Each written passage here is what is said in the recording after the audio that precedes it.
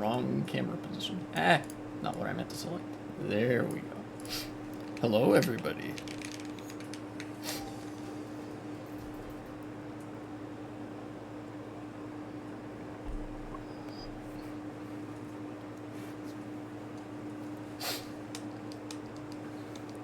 I am back. And this time, the Twitter person, whoever voted on the Twitter poll, picked Mario Kart Wii. So here we are. I know that this game, more than other things that I play, tends to draw a little bit of an audience, which is nice. But next time, since I'm streaming this time, I will not be streaming this next time, and will not be for a little while. I think I'm gonna have a cooldown of at least one stream where I don't play,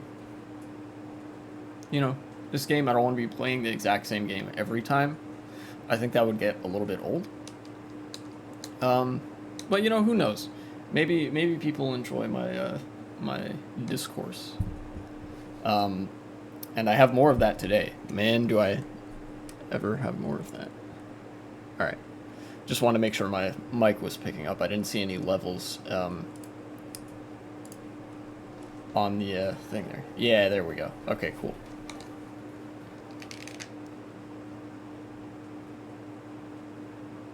This doesn't usually happen.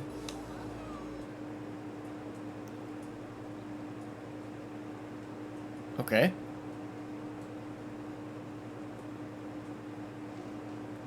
Thanks, game. I guess I unlocked Toadette. Let me check time trials to see if everything's okay. I don't exactly know what happened. Ah, MKWJX. Thank you for the follow, and welcome to the stream. Just to make sure. Yeah, okay. I have everything unlocked. I don't know why it did that. Yo, how's it going? So I had a few things that I wanted to run through for stream today. I'm doing actually all right despite the weather. It's very gray and sort of gloomy and wet. Grantham, how's it going? So I think what I'm going to do is I'm going to start with the non-political things that I wanted to talk about, and then after I talk about that, I'm going to go into the politics of the day. So I may have mentioned this on stream before, but I might not have said as much when there were people in chat. I'm actually working on an edited video. The channel's going to change. My YouTube channel's going to change up a little bit coming soon once I'm done with this project. But, as it's a more edited video, it's been taking a lot of work. I think I've invested about 6 or 7 hours so far into just editing. This is with me, taking breaks in between. And all this just from one live stream, editing it down into a 3.5-4 minute video. It's a lot, but I recently got Adobe Rush, Adobe Premiere Rush, which is considerably better than Windows Live Movie Maker as far as video editing goes. Still not the highest end stuff, because obviously there's Premiere Pro, there's Final Cut Pro, all that good stuff. And it had been going decently well until last night. I was editing, frame advancing, splicing clips, whatever. I actually found a fun workaround so that I can incorporate freeze frames. That'll give you a little spoiler, teaser into what the video is going to be. Where I would open it in VLC Media Player, which also has a frame advance function, so that was really useful. But at one point, I was trying to drag stuff around in Rush. Or ice. And things just kind of stopped responding, and I was like, oh, well, that's unfortunate. Maybe I'll just close out and like reopen it, because one of the nicest things about Rush is that it actually auto saves your work. Like as you're working, it saves like, okay, you did this, and you can close it and reopen it, and your stuff will still be there, which is not how Movie Maker works. Movie Maker, I don't think, has an autosave, like, in-app save function. But I didn't get that far, because my screen started glitching out. It dropped the signal on both screens. My monitor that's showing Mario Kart right now read no signal, and my monitor over here that below my webcam read no signal. I was like, oh shit, this might not be good. And I was right, because Rush had crashed. And I was like, uh-oh, hopefully it saved. And I opened it back up, and I couldn't find the project anywhere. All I could find was like a halfway edited down, like 45-minute version of the video I was making. I was like, no. Like, I experienced that sinking feeling, you know?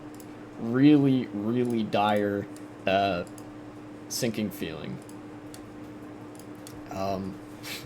And so I was like, all right, you know what? I'm going to take to the internet because I'm sure this has happened to somebody else. I was looking around, and I didn't seem to find a description of what had happened to me that was congruent with other people. Aha, and we're getting into the race.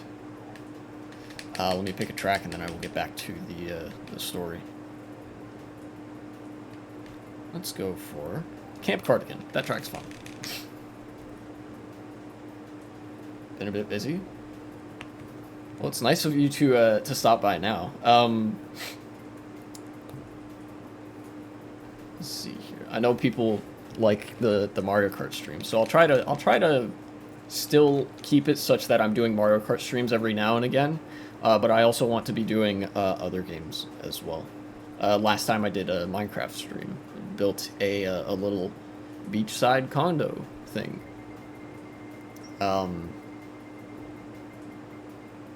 But yeah, Rush.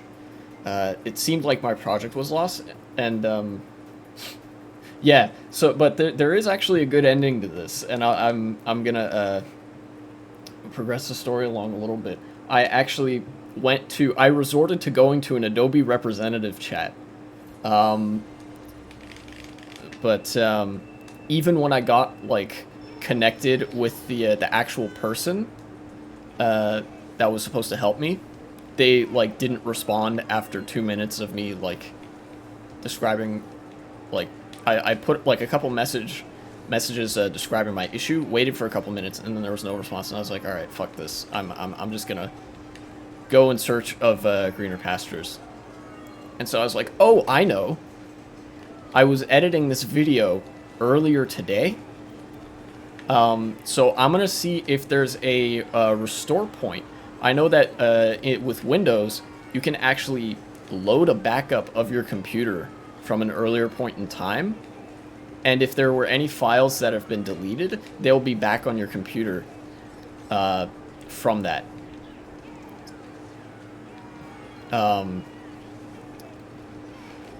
So that's what I decided to do, and I was just about to load it up. It was about an hour and a half of editing progress that I would have lost, I think.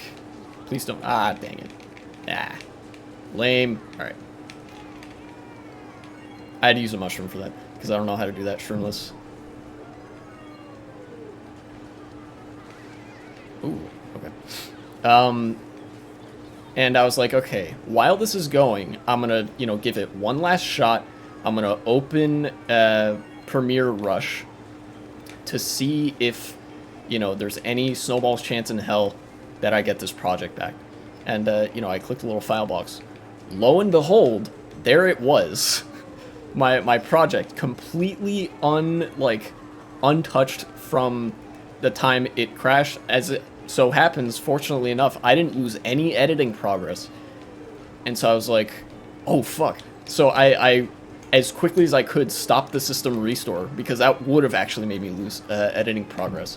But for some reason, what Rush had done was store my project as a copy of another project that was unfinished. It was very strange. But the, you know, good ending. I actually didn't end up losing any editing. I just, gave myself mini heart attack.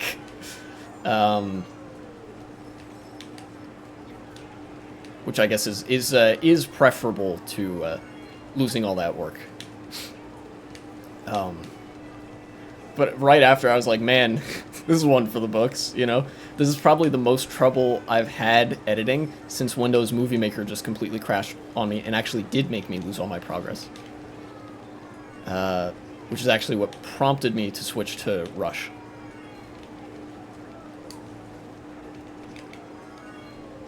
Oh, what the hell? Ah, triple reds. Unfortunately, I am in 9th place.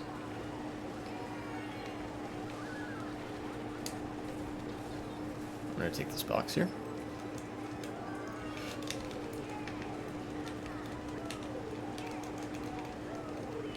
Nice, okay. So at that point, I ended up going to bed. It was like midnight. That was a little bit later than I usually stay up because I had to get this damn thing fixed. And I guess the moral of the story is that, you shouldn't, Oh, you're in the room? Nice. Moral of the story, I guess, is that you should exhaust all your options before you go for the desperate measures. But then also there's another thing that I wanted to bring up. Oh yeah, there you are. Which is when you're looking for tech support stuff. This actually happens pretty often that I need to look for, tech support issues because I'm on my computer a lot, doing a lot of stuff related to editing, streaming, all that. Don't ever go to first-party websites. And what I mean by that is, let's say you have a Nintendo product, you have a Switch, and there's a problem with your Switch. Don't ever go to an official Nintendo forum to try to fix the problem, because they have no incentive to help you fix it. They already have your money, you bought the Switch, and the likelihood is any corporate user that's on the site is actually just a bot with a few pre-programmed responses that it gives you every time. And then whoever is moderating or administrating the site just labels the issue as solved when they did nothing. Nintendo does this, Adobe does this, Verizon does this, many different companies do this. Because it's very profitable for them to just do that. Put up the facade of tech support. That's enough to placate some folks. And it also, helps with the older... It helps with the older demographics as well, who have tech problems that actually are that simple. They'd be like, wow, thanks for the help. But then younger folks will know to go to other websites. For example, unironically, Reddit is a good place to troubleshoot tech issues, because a lot of people on Reddit are terminally online, never go outside, build their own computers, etc., etc. Which is not to say all people on Reddit, but, many of them.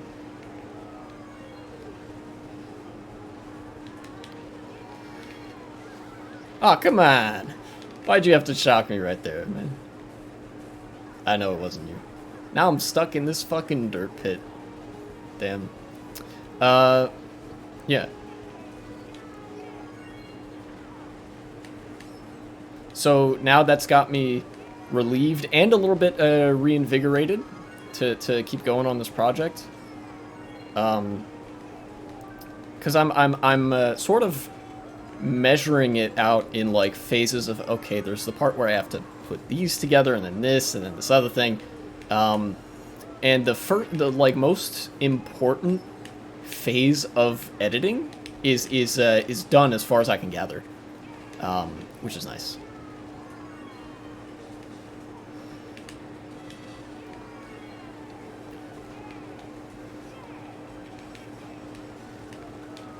I'm in 7th. Honestly, not a bad spot to be in. If I get this box here, I'm looking pretty good. Never mind. I thought I would go big. And also didn't expect my controller to freak out like that. Give me this box. Probably gonna get 11th, which is... Oh, never mind, I'm gonna get last! That's what I get for not focusing on driving. It's a shame. Ordinarily, I really like that track. Ooh, my back. Alright.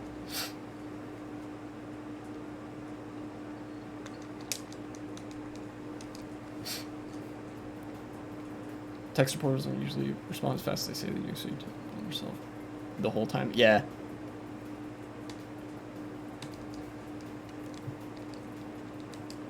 I actually even tried to call Adobe support, but they didn't work on weekends. So, you know, this was last night, so Saturday. And they were like, we operate 24 hours, Monday to Friday. Since it's Saturday, we can't take your call. And I was like, well, that's a damn shame. But that was a few hours of tumult there. And now that's out of the way, it's time for politics. I don't know how much people like politics, but I like politics. Because it makes me feel smart, big brain, kind of. I also care about, you very rarely get a tech supporter that does their actual job. Yeah, it's true. It's because it's like, it's not supposed to actually be support. It's supposed to be the veneer of the support to placate customers. So you just get as much money as possible and you don't have to pay that much attention to after the fact. And speaking of money, there's a significant, you see that segue? There's a significant piece of legislation that recently passed Congress. Yeah. That recently passed Congress in the United States about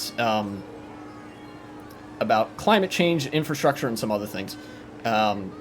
It was a barely recognizable version of the infrastructure bill that Joe Biden sort of wanted to pass all that time ago.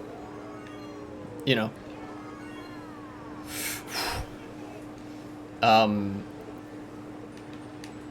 And although it was severely lacking, it was still good. It was something like $30 or $40 billion yearly for the next 10 years. You know? And without getting too granular, it was like the biggest climate investment that the United States has ever done. Joe Biden wasn't lying when he said that. The problem is that the United States has so little climate investment to begin with that that's not a very hard bar to clear. But related to the passage of that bill was a condition attached to it. One of the senators in the Senate, Joe Manchin, who, if you pay any attention to American politics, I'm sure you've heard of, said, I will, help my own party pass this bill under the condition that you also pass this other deal as part of the bill. And what he wanted to include was a bunch of provisions that would secure a bunch of funding, or not funding, subsidies, that's the term, for fossil fuel corporations, particularly coal, because he gets a lot of money from those people. They're his main donors over in West Virginia. And he was like, "No, you gotta put this in the bill as well. Otherwise, I won't vote for it." And the general attitude among Democratic leadership was like, "Okay, fine," which is obviously, I think, it's a quote unquote bad answer in that you shouldn't actually pass that, but it's decent if you just want him to vote for the dang bill. And it can be a good answer if you have a plan that involves not actually passing the bill that he wants you to pass. Which is what's actually happening right now. There's a block of progressive Democrats in the House of Representatives, because bills have to pass both houses to become a law, that have said, we will not vote for this bill if the side deal is in it, or like make the side deal a separate thing, something like that. Basically reneging on the promise of like putting the side deal for fossil fuel companies in the original bill. And the best part is Joe Manchin can't leverage any political power in this situation because he already voted for the bill. That infrastructure money is already going out to the American people, baby. The only question is, will his little side thing be included or not?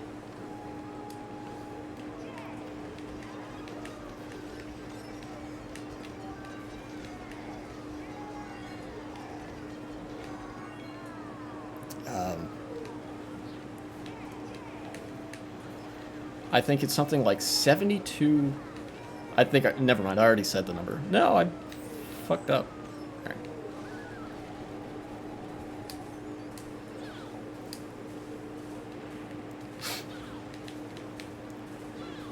So if all goes well, we get all the infrastructure money without any of the fossil fuel bullshit.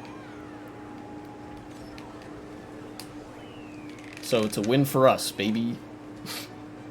I got a thundercloud after the race ended. That was funny. In fact, let me actually pull up the story. I have the story open. Let's see. Revolt over the side deal for government funding bill. Yes, progressive revolt that could potentially risk a government shutdown. So the side deal is still part of the bill proper, and this is a thing that Republicans have done a lot. Who's spamming all the shocks and last? I have no idea. But it's working out for somebody. Definitely not me, usually. I mean, that last one kind of did, but anyways. Republicans have done this a number of times where the Democrats will propose a spending bill, or what the Republicans will label a spending bill. It's a budgetary bill. Every year, I think, the Congress has to pass what's called a continuing resolution, basically to give the government a budget for the next year. Kind of like how regular people budget, but you're budgeting for hundreds of millions of people. They routinely do not do a good job of this, but their main objective usually is just, we're going to keep the government open, all else is secondary, you can get fucked. I don't keep up with politics. That's fine. That's why I'm explaining this. But when you hold up that bill, the government shuts down. So when I was in school growing up, sometimes we would have days off because there were government shutdowns. I went to public school, so when there's a government shutdown, you don't go to school. So I was happy about that. But it's bad because there's a lot of government employees that, are temporarily out of work. And government jobs in America don't usually pay amazing wages,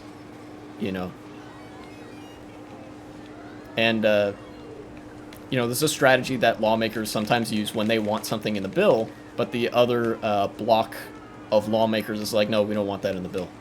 And so this is actually, I think, you started making your first custom track?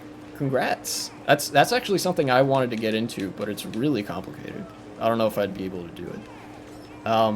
I mean, I'm sure I would, but it gets really into the weeds. It would take a lot of time and effort that I would have to set aside to invest in that. And I haven't gotten around to it yet. Yay, bonds. Ooh, red shot.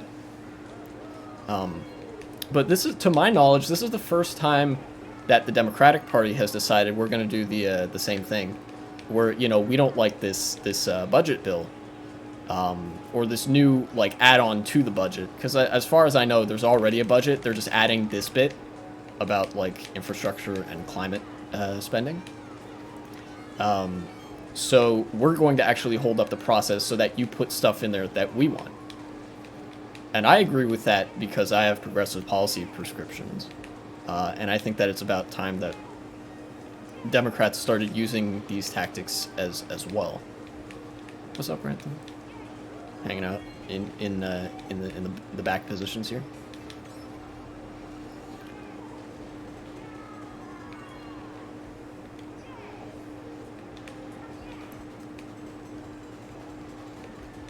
Wow, that's a really big shortcut.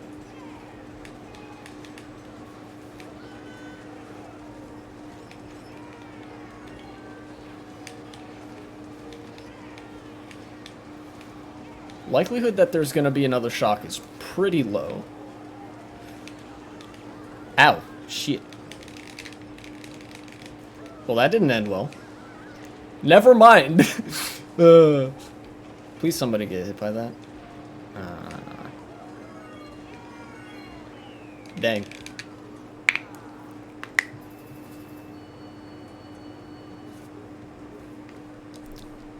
So bottom line is, if all goes well, we're actually going to start seeing the government spend money on averting climate disasters and in green energy stuff. And we're hopefully not going to get any of the attached baggage where it's like, but you also have to invest in coal power and oil power and bullshit.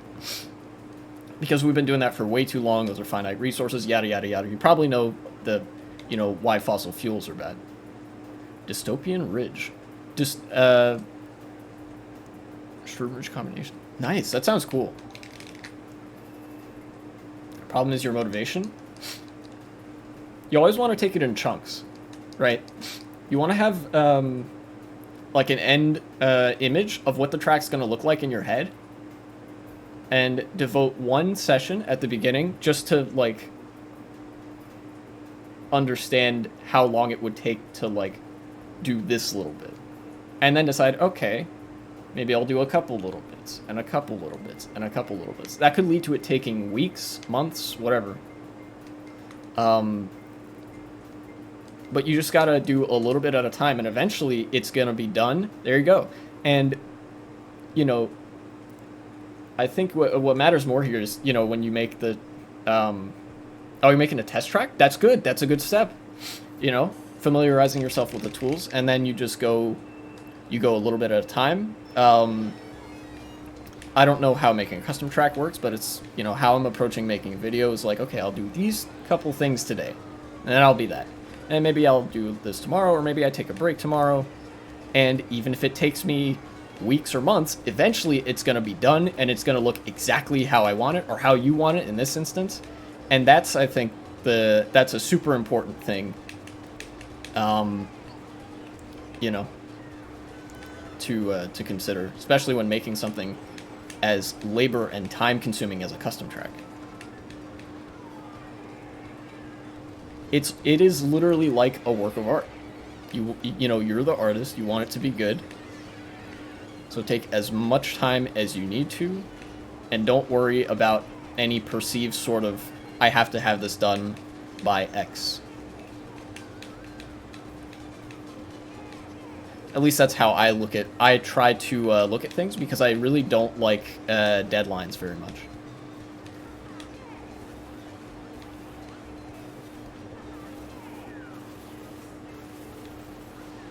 Oh, I got thunderclouded. Wah.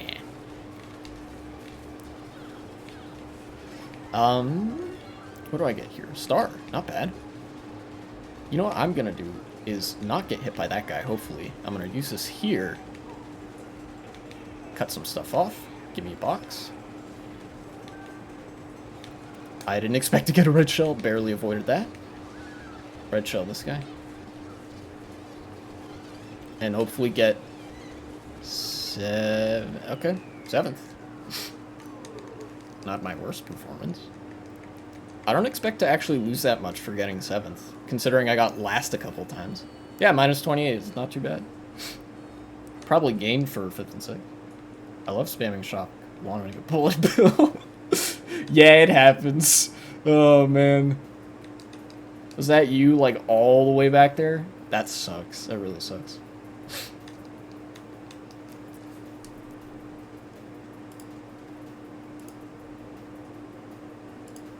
So let's see. I have done these two things. Talk about that.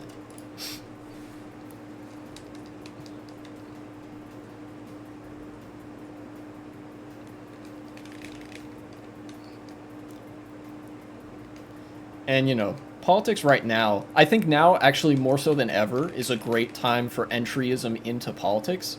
Because now, as much as this is a weird-ass silver lining, now is a good time for people to... Yeah, that's absolutely right. That's absolutely right. You work on it whenever, however long, finish it whenever you want to, need to. You know, it's good to reaffirm that there's not a whole lot of pressure bearing down on you. Yeah, the rise of fascism in the United States makes it so that now is a good time to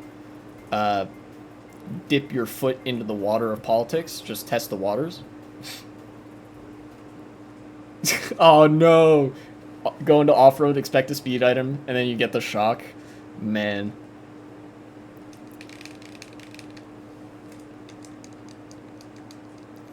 That kind of happened with me, but it turned out way better because I was already in a star, and I got a red shell, so I had like enough time to just get out of the dirt.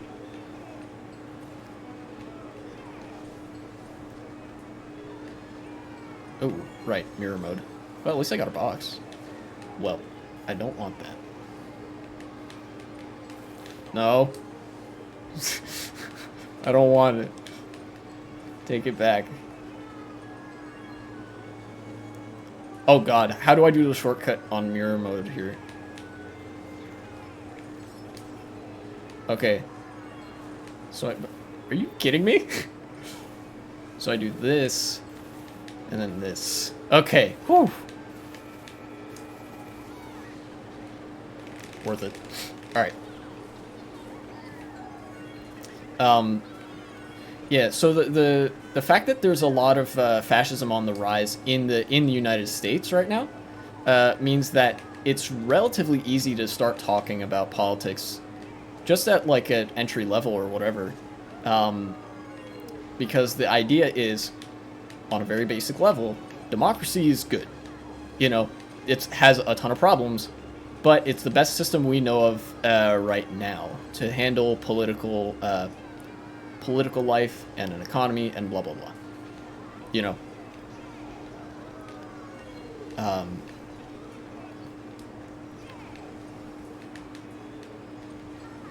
Okay, you're supposed to not trick off that is what I'm discovering, what I'm finding out.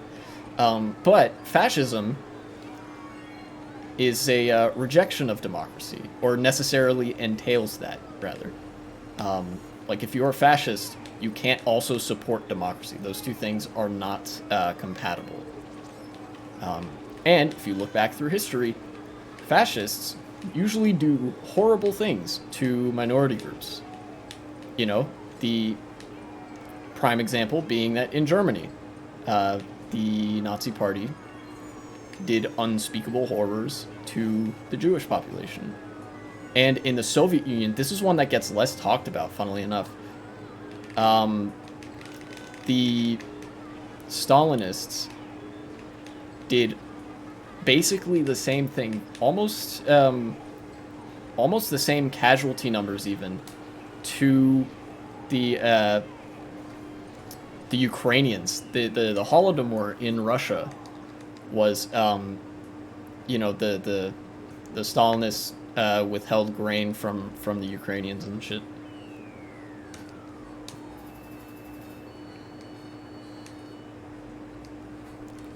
Whoa, hold on. Hold on a second.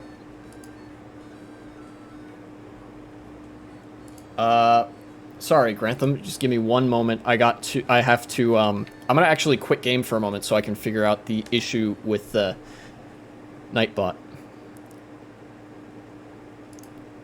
What did he do? Timed out? Hold on a sec.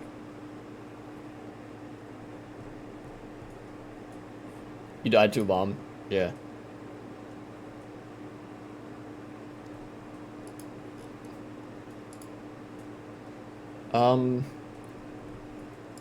Let me go to, okay. Nightbot disable mute for all caps. Spam protection. Okay. Blacklisted words, phrases, excess caps, disable. You are now free to caps lock as you please. Options?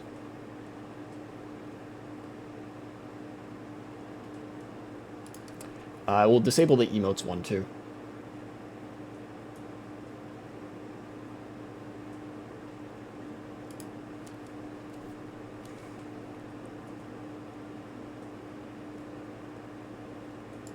Hold on, I'm gonna, I'll keep the links. No, it's okay. I fixed that. I removed the whole, you get muted for spamming caps lock. That was a Nightbot thing. I recently set up some chat commands and whatnot for stream. So now there's a bot sort of patrolling the chat. But I haven't exactly figured out how to work it yet. So sorry about that. You don't need to worry about being flagged for spam anymore.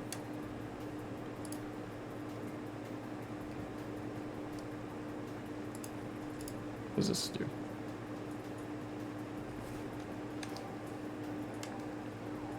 Oh boy.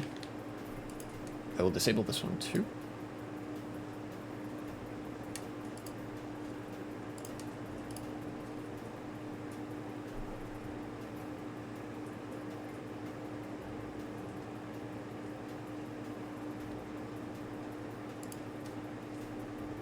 I will enable repetitions so that people don't send the same message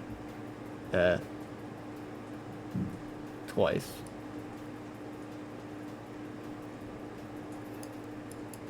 And it will be 300 seconds. There we go. Very nice.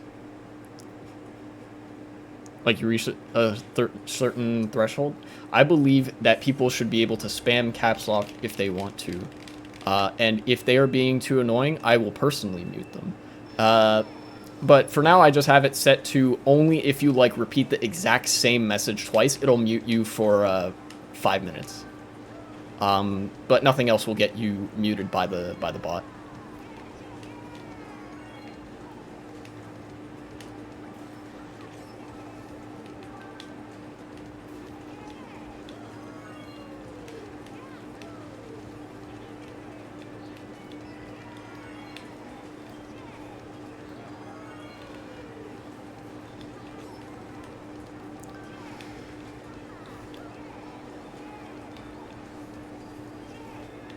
Got him.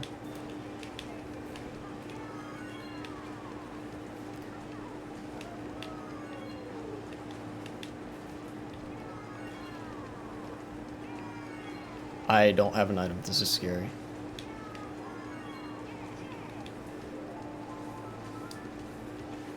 Okay, there's one coming up here, so that's good.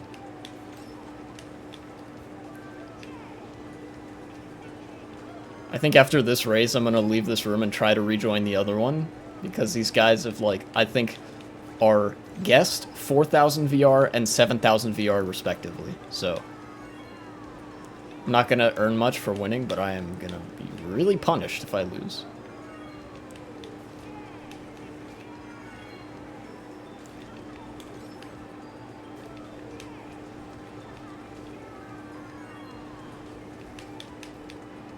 GG's. Have fun working on the custom track insofar as you can. Hope things work out.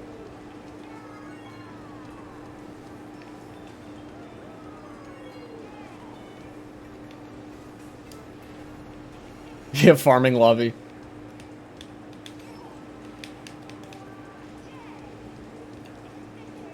The problem is I don't want to be in a farming lobby. You know, the stream that got the most views was the one where everyone else farmed me for the whole stream. So I want, you know, a good amount of contention. I want a good amount of contention so that people will be like, ooh, this is interesting. You know.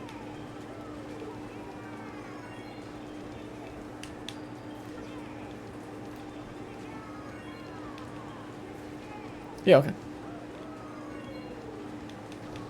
Well, I hit my own fake item box.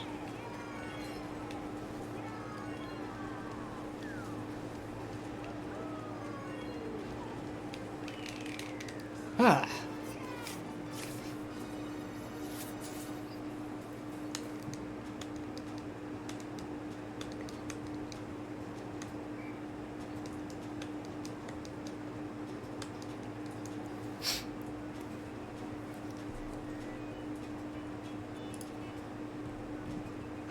I suppose now would be as good a time as any to resume. Oh my god, only 15? Nah, get me out of here. Get me out of here, dude. Resume the politics conversation. Is that fascism is bad. This is a very hot take. It's bad for minority groups and it's bad for poor people. You haven't eaten all day? Go get some food, dude.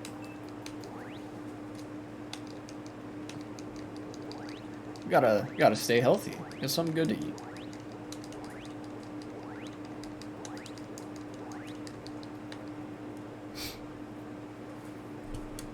Go on ahead. I'll just talk politics while you're gone. Ah, 3 people watching. Welcome to the stream.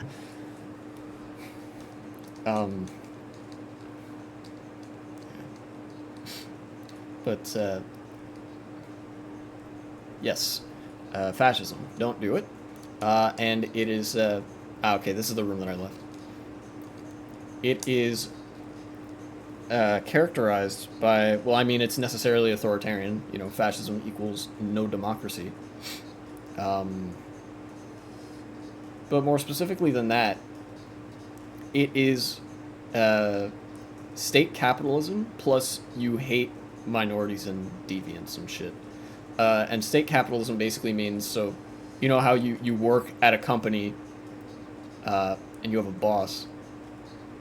You thought fascism was horrible and was supposed to be gone? It is horrible. However, it is not gone. Fascism has existed ever since the days of the Roman Empire.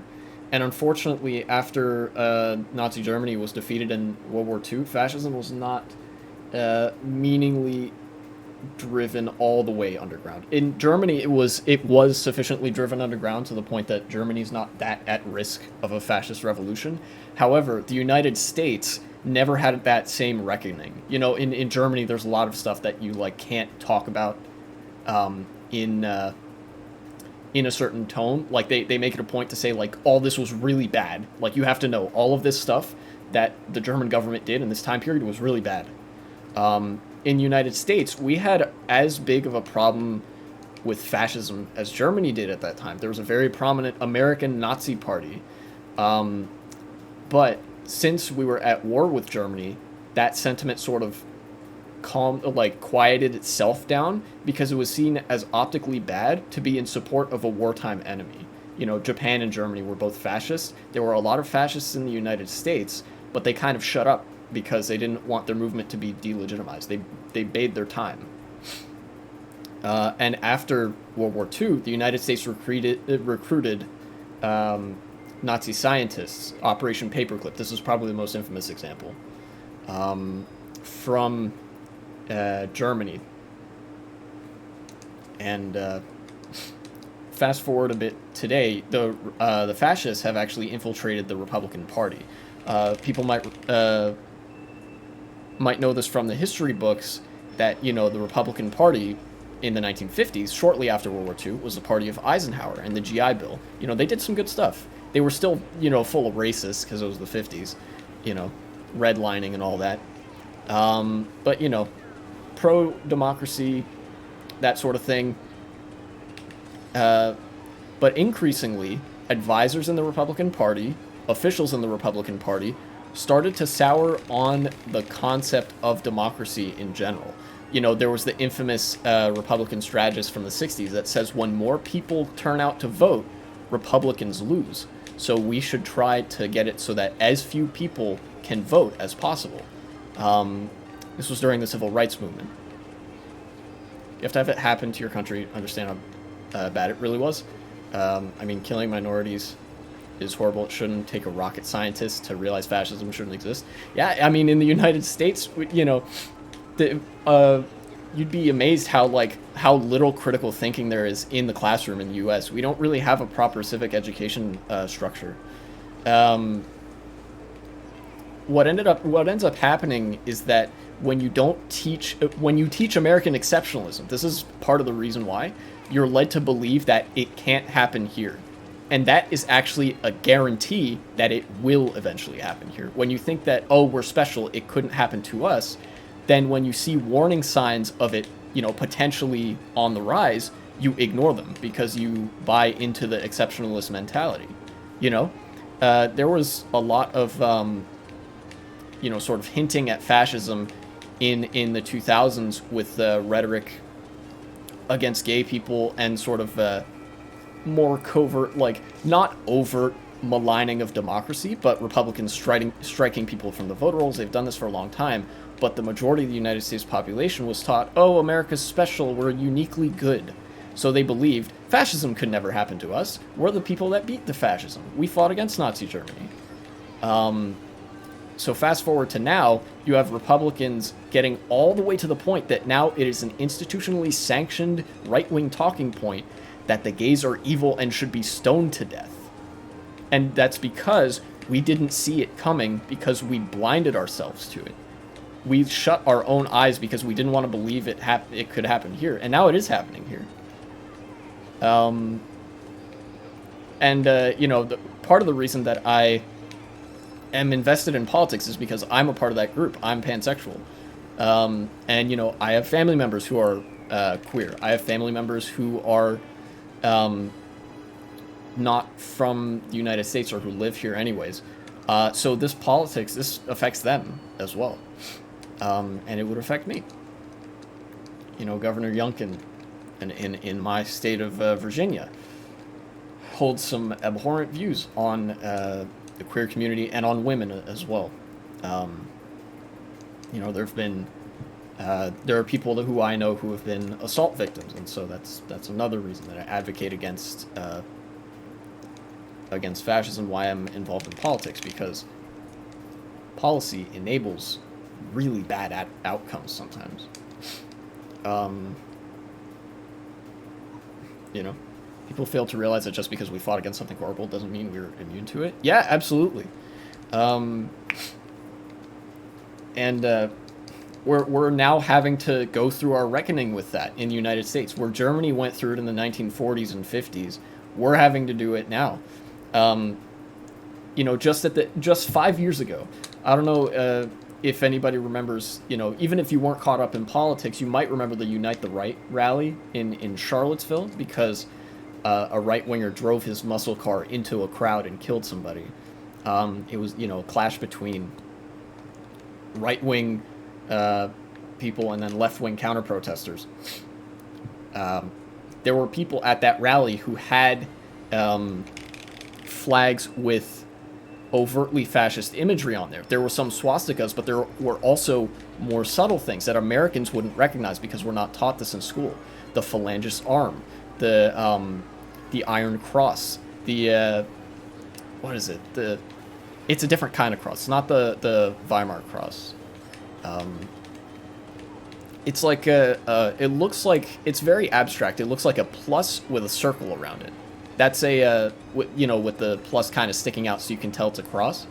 When you see that like on a flag, that is a symbol of fascism. It's a symbol of what Republicans nowadays would call Christian nationalism. Quite a few of whom, you know, buy into that hook, line, and sinker. They're like, yeah, I'm a Christian nationalist. You know, failing to recognize, of course, that the United States is a secular country. You know, First Amendment guarantees that there shall be no law respecting the establishment of religion.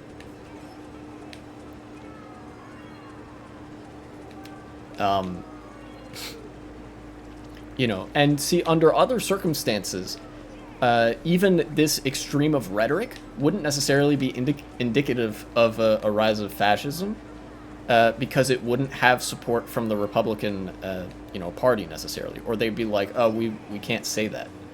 But now, preachers in the South have been saying, like, oh, the gays should be stoned, the transes are transing our children, and they're getting, like, amens and cheers and applause. And, and Republican politicians have even started to run on this.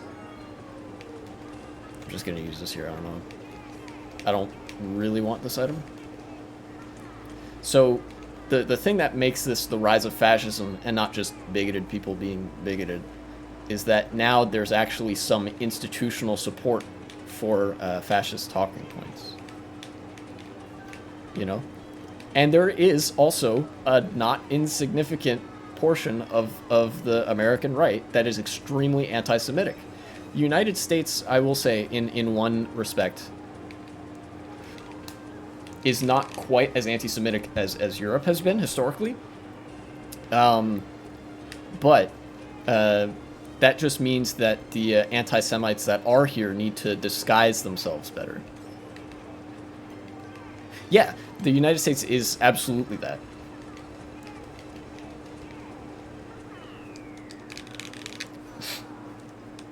Yeah. Well, see, the good thing is people are doing and saying stuff about it. It's just not the like the wealthy and the powerful and the whoever, usually.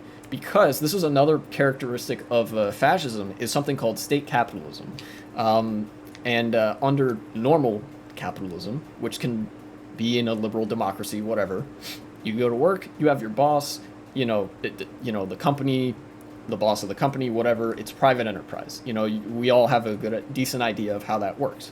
But in state capitalism, you go to work, you still have your boss, it still has all the bad things about going to work in a hierarchical setting. But now, instead of a private enterprise being your boss, the state is your boss. So imagine if Amazon were owned by the United States government, the federal government. Not unionized, not like democratically owned, not owned by the workers, owned by somebody in the executive branch of government, like part of the president's cabinet. Imagine if every company in America was owned by somebody like that. And then one day we have like a really bad president who says, like, okay, we're going to crack down on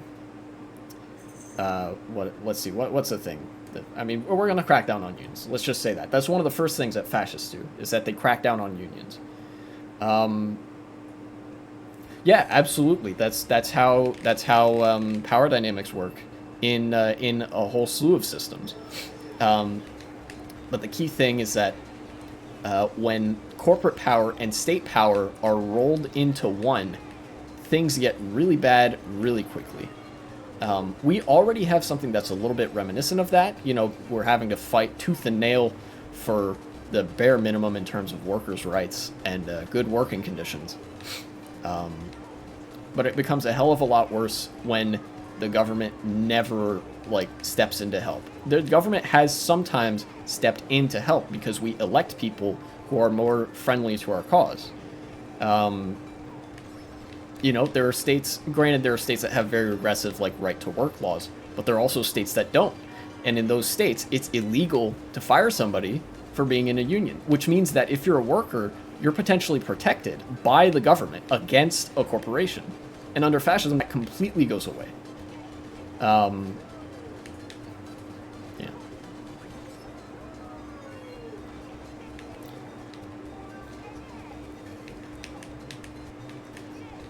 And this is actually reflected in the unfortunate direction that CNN has taken as of late. CNN has been moving ever steadily rightward since they've had a new CEO.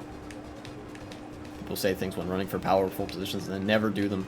Yeah, absolutely. Every politician, it should be basically assumed that the politician is going to move in the direction of corruption once you elect them, which is why we need very strong systems of accountability so that if they do something that we don't like, you know, let's say there's a local mayor that's like taking all sorts of kickbacks and whatever, it would be very important for there to be ballot measures and stuff, so you can say, hey, we the people have the authority to vote out the mayor if we want to, if we feel like it's necessary, so that if they do something bad, when they do something bad, you can kick them out. And believe it or not, that puts a chilling effect on that thing happening in the future, because while every politician has the potential to be insanely corrupt, they know that, ooh, if I do that, I don't get to retain the office. People can kick me out if they want to. And that is an incredibly important tool to have as a citizen in a democracy. And it's something that we have to maintain under almost any circumstance.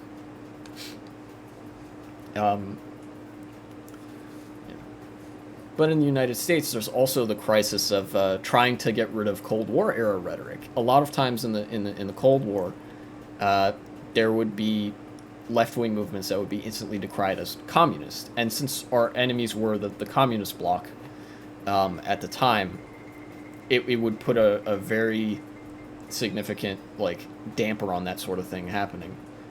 Unions were subject to this in the 1970s and 80s.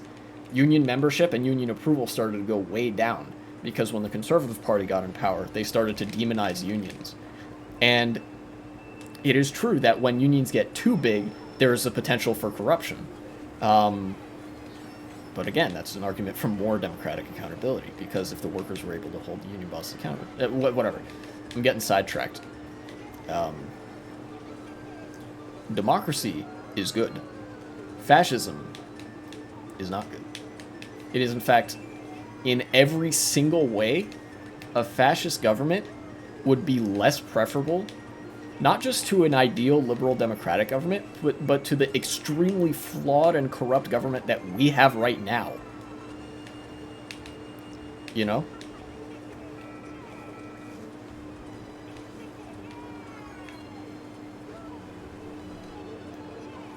So as much as the status quo sucks, it's important to stop the bleeding. I don't like talking about this, but the rise of more powerful weapons will be bad as the fact that they will be abused as people are starting to become more and more separated. As the world becomes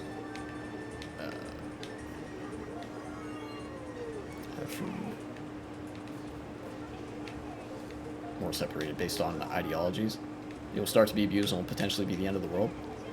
I mean, that's I wouldn't say it's a strong possibility, but there is a non-zero possibility of that happening. But nuclear annihilation is not at the forefront of my mind, because every country, you know, while nation states, I don't like them, they do still have to worry about PR, like public relations and press and whatnot. And I gotta say, it's pretty bad press when you end the whole world.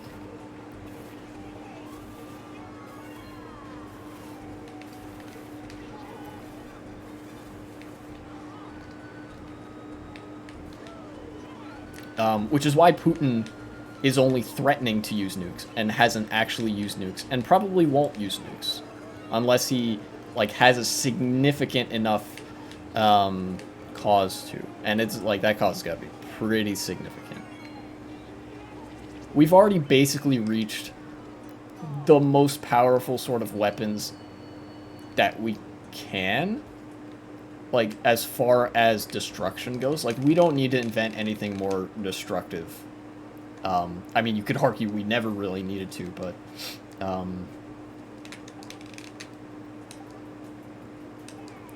I'm really more concerned about what happens within a country rather than right now, rather than like on a global scale. Although it is very important to address issues of global colonialism as well. You know, the U.S. is a colonial power. Russia is a colonial power. Yeah. Yeah. Nuclear war. No, yeah, it's okay. Luckily, most people want... no, you got it right. Most people want nuclear war to not happen. You know, that's a good thing when it doesn't happen, I think. Um,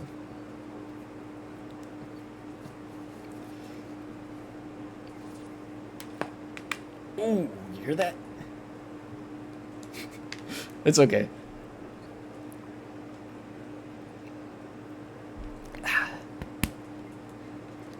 Good water.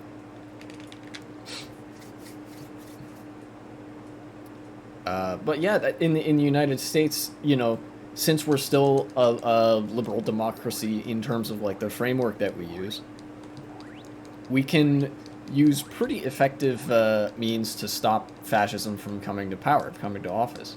There are avenues of action that you can take. I did some phone banking recently. I wasn't able to do it for very long because I'm super unfamiliar with the interface that was being used by the org I was with.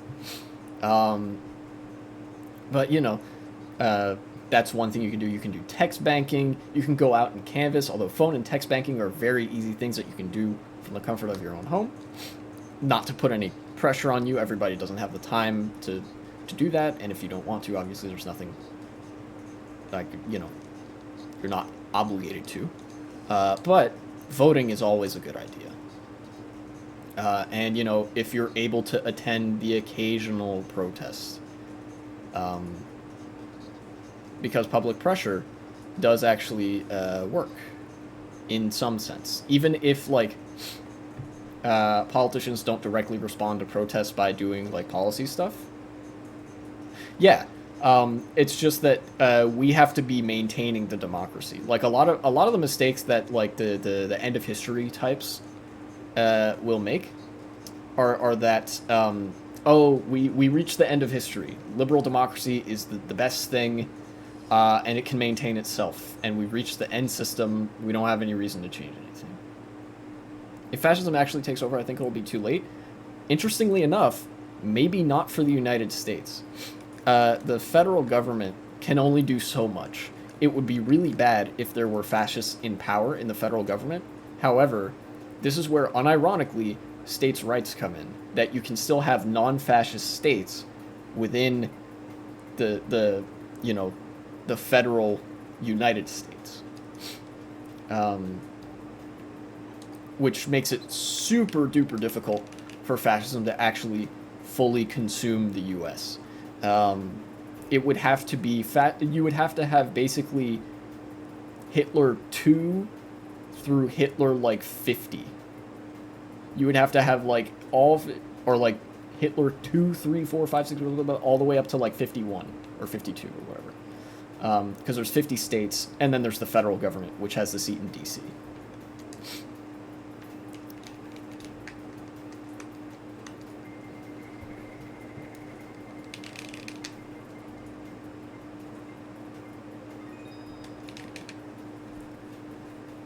But yeah, voting is super important, and if you know, if people who live in conservative areas would be well served to do some direct action and activism and stuff. You know, like there is actually an opportunity in the United States to stop you know, modern day Nazism, where there kind of wasn't in Germany, believe it or not. This is where I'm gonna be a little bit optimistic. In Germany, the Nazis were elected to power in 1933. They actually gained a majority in the German parliament, which I think at the time was unicameral, which means there was only one house. It wasn't like the United States where there's a house and a senate. It was just the one parliament.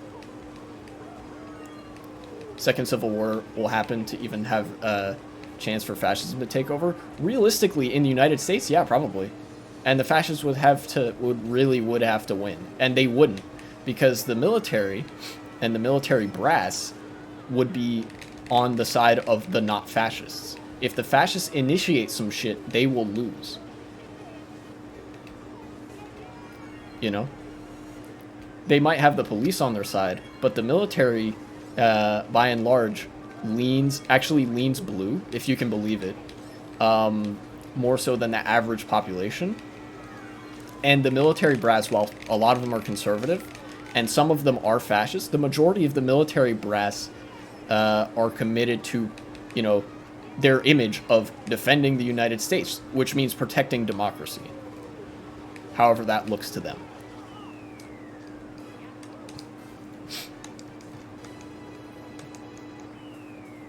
So yeah, basically the way fascism essentially has to come to power in the United States is they have to infiltrate social institutions and infiltrate electoral institutions.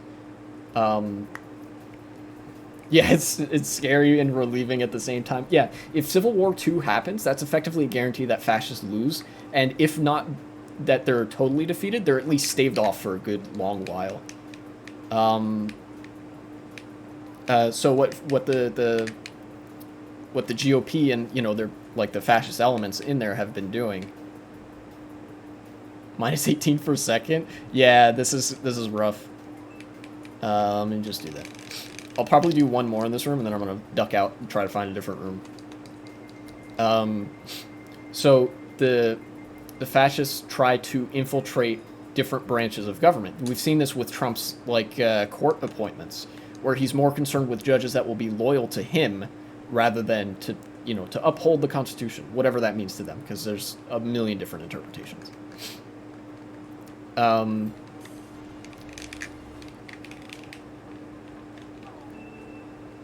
But right now, even though that looks pretty grim with the conservative majority on the Supreme Court, Trump is still losing that battle as well. Joe Biden, very quietly, without much news coverage, has actually appointed more judges than all 3 previous presidents at this point in their presidency. You know, he's appointing a lot of people, and you can probably safely bet that the judges that Joe Biden is appointing, while they're, you know, probably centrists and stuff, are in favor of there still being a democracy in the U.S.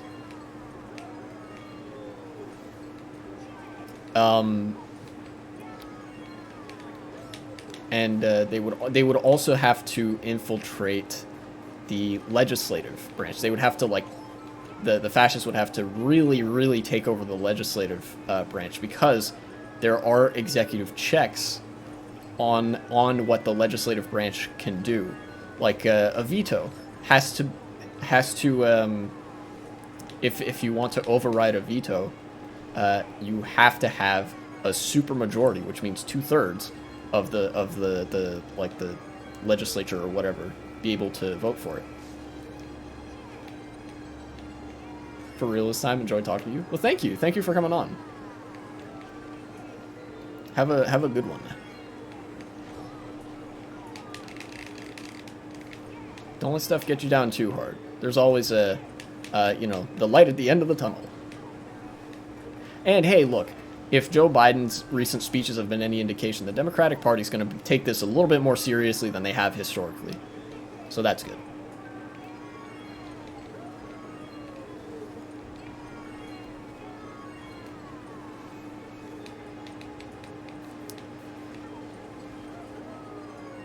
App 3. Ooh. I really like this track.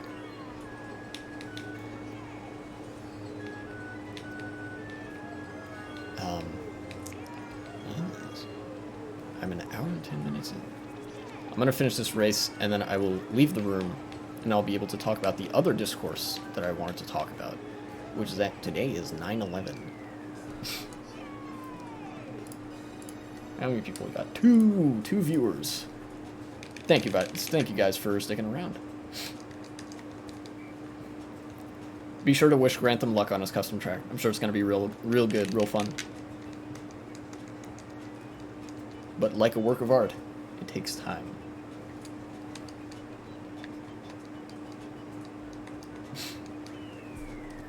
Anyway. But yes, discourse time. Wow, only plus 19. Oh boy. Alright, yeah, let's look for a different room.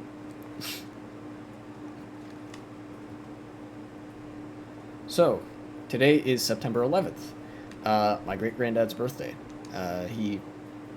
He died in 1996, so I never got to know him. But I have heard he was a very cool dude. It is also the date of the bombing of the Twin Towers and the Pentagon in the United States. And it is also the day of the fascist coup in Chile in 1973. Maybe, people probably don't know about that last one. But first I'm going to talk about America. Because most likely my viewers are American. Yes. 3,000 people died on 9/11. God rest their souls. Even though I don't believe in the God. Turn of phrase, Hopefully they are at ease in whatever afterlife exists or doesn't exist. And my condolences to their families, of course. But it's important to understand what 9/11 means in terms of politics and in terms of, well, maybe not politics per se, but in terms of the direction the United States took. 9/11 enabled a whole lot of bad shit after the fact that people don't pay as much active attention to. I'm sure if if you brought it up, people would be aware, like, oh yeah, that happened. But maybe the connection might not be immediately obvious. And not the least of those things is the rise of the modern surveillance state. Shortly after September 11th, 2001, a bill was introduced in the House, I think. I forget which chamber it was introduced in, but a bill passed Congress called the Patriot Act. And what that did is effectively strip away Americans' right to privacy, particularly regarding phone calls, texts, and the internet.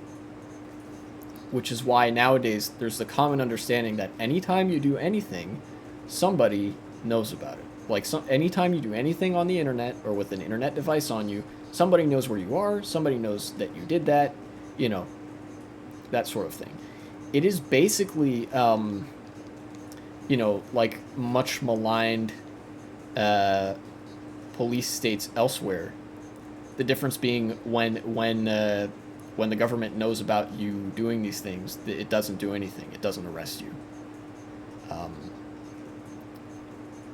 But because it doesn't do that, people often let it fly under the radar. That just the fact that you are being monitored so often is a flagrant violation of your rights, morally speaking. I'm sure in law there's a million different ways you could word things to be like, oh, this doesn't actually violate this rule and this rule and blah, blah, blah, blah. In spirit, it is a violation of people's rights. And it also enabled a massive amount, at 9/11, also led to a massive amount of xenophobia and racism, particularly against brown people from the Muslim world, from the Arabic-speaking world especially.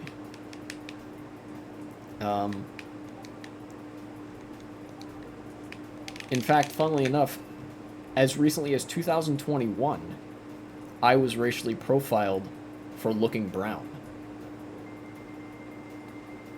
I'm sure the camera kind of makes me look like a corpse, but if you get it doesn't show it that well. If you get a decent look at my skin in real life, it's evident that while I am white, I'm not Wonder Bread blonde white. Basically, I look Muslim. Because I have bushy eyebrows and brown eyes and moderately somewhat tan skin.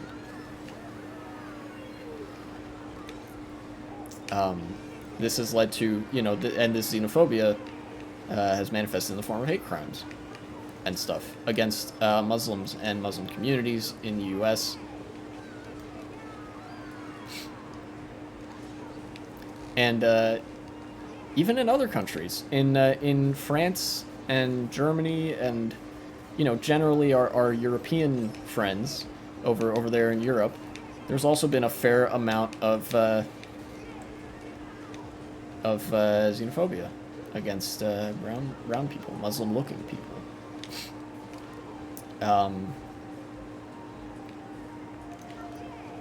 And I think that a lot of times when people say 9/11, never forget, the typical, like, whatever people say on Twitter. They go and post 9/11, never forget, this great affront to our country. We have to realize that it sort of diminishes the real issue of it. Is it a travesty that this was able to happen? That, like, that was a good attempt. It was absolutely a travesty. I would agree with that. That 3,000 people died as a result of terroristic actions on the part of some people, the origins of whom I will get to in a minute because it's relevant.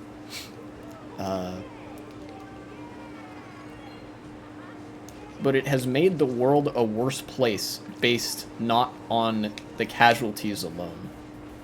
And even on the casualties alone, it is spectacular and it is frightening, but it is not as high of magnitude as other more banal things like 27-ish thousand people dying every year in the United States because they can't afford medicine.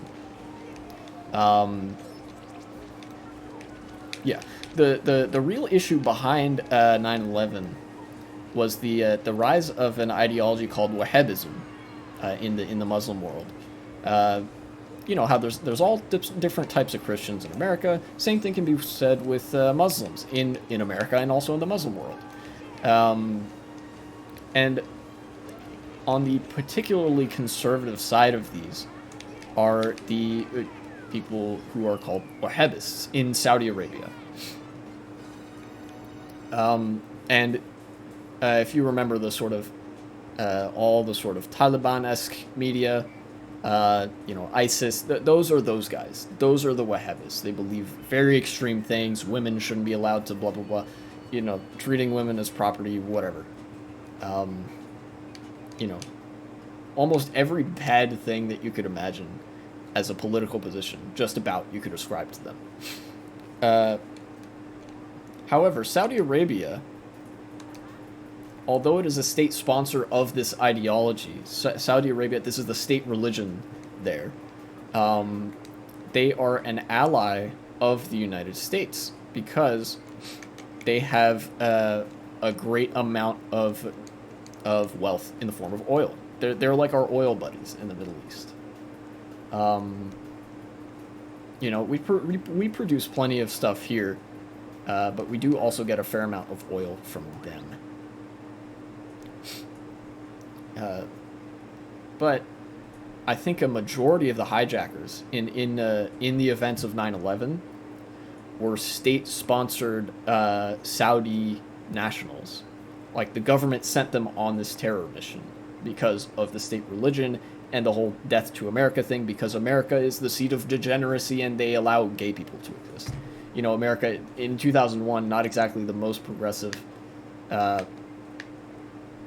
place relative to now on queer rights, but the fact that we didn't execute people for being gay, in the Wahhabist mind, it was like, they're evil because they allow gay people to live there. I think this was back in the days of Don't Ask, Don't Tell. So they went on this terrorist mission, and the Saudi government with these guys was like, okay, yep, cool, looks good. And there were no meaningful, forms of reckoning for the Saudi government for basically sicking these guys on us. There was very little, there's very poor communication beforehand on the part of U.S. intelligence agencies who had some whiff that it was coming. The Saudis, like, that was their op, so they didn't, have any incentive to tell us.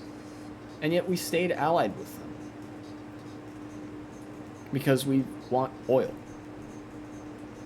And I think the message that sends, that the reason that it's not super well known that a lot of the people who did that bombing were Saudi state-sponsored agents.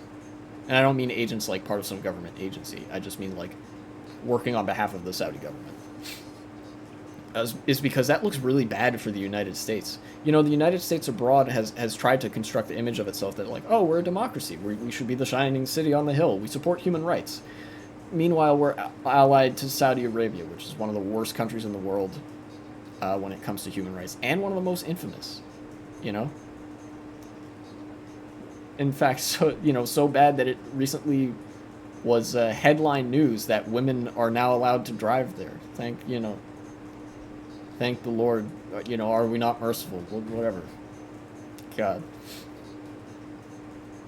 And the other Wahhabists were products of countries where the United States had been meddling in decades prior. Countries like Iran, Afghanistan. Although Afghanistan was more so a product of the Soviets than the U.S., but we didn't exactly help things by funding extremist like Taliban groups.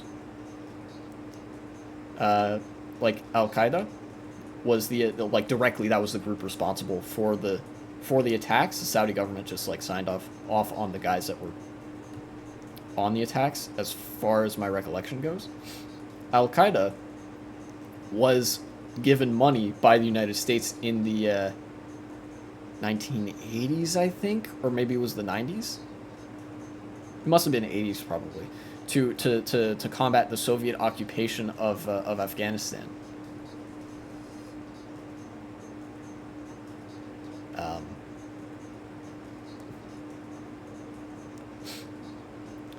So basically, what I'm trying to communicate here is that 9/11 was a disaster of America's own making. It was a product of the systems we tried to enforce around the world. Like over time, over decades, this sort of thing building up until finally they throw it back at us in the form of a terrorist attack that is the most visible, like, hate-fueled event probably in most people's living memory, and killed thousands of people. But what everyone fixates on is that this was extremely damaging to America. This is just us reaping the consequences of our own geopolitical actions. Not us as in the people of the United States. The average person doesn't know shit about geopolitics, and that's not their fault in the least. I wouldn't hold that against them in any setting, really, unless you were, like, in a job that mandated you know that. No.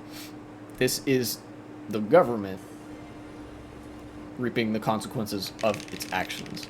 The average person is, the average person, those 3,000 people deserve nothing but respect and recognition and mourning for what happened to them. But if we are serious about 9/11 not happening again, 9/11-2, then there are a lot of things that the United States needs to be held to account for that led to that. For example, that we should probably stop doing coups in countries. We should probably stop funding fascist extremist groups. That would be helpful if we stopped that. Hello, Josh. Welcome to the stream. You caught me right as I was talking about 9/11 and how it's actually America's fault that we got 9/11 because we created the people that 9/11 does. Not we like me and you, but we as in like CIA, intelligence ops, military, that sort of thing. So basically, we should stop creating people like that and extremist groups like that, and we should in the future work to actually meaningfully. We should work to undo as much as we can what we have done to create extremist governments and basically shithole countries. A lot of the shithole countries in the world right now are either the United States' fault or like the West's fault or somebody's fault who was previously a colonizer there, like responsible for being a quote-unquote shithole country.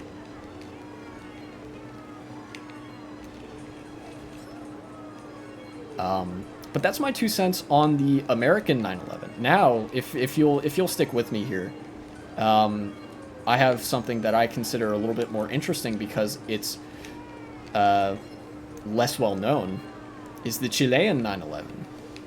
And I call it the Chilean 9/11 because it did happen on September 11th. However, it was September 11th, 1973. So during the Cold War, the United States foreign policy position was like, hey, we're opposed to the communist bloc, so we're going to oppose communist and socialist revolutions elsewhere in the world. Now, a fair number of times, this opposition was actually justified, in my opinion, because a lot of countries that call themselves communist are actually just fascists that paint themselves red and use a hammer and sickle. You know, very authoritarian, not very worker-oriented, and I don't support it. But a lot of countries were not that. They were just, socialist revolutions were like, hey, we should have a government that, like, responds to the workers and does socialist policy making and whatever, basically trying to reform their way into socialism. A lot of socialist parties today actually try to do this. They're like, hey, we should advocate for these reforms instead of doing a violent revolution. In Chile, in 1973, the socialist candidate for president was elected, Salvador Allende, and he immediately hit the ground running and started saying, okay, I'm going to propose these policies, I'm going to propose these policies, we're going to do affordable housing, we're going to do infrastructure, we're going to, support unionization, education funding, blah, blah, blah, blah, blah, blah. We're going to crack down on big business, exploiting our people, and use the democratic process to do this. And the people of Chile loved him for it. Life in Chile had gotten just about as good as it had ever been.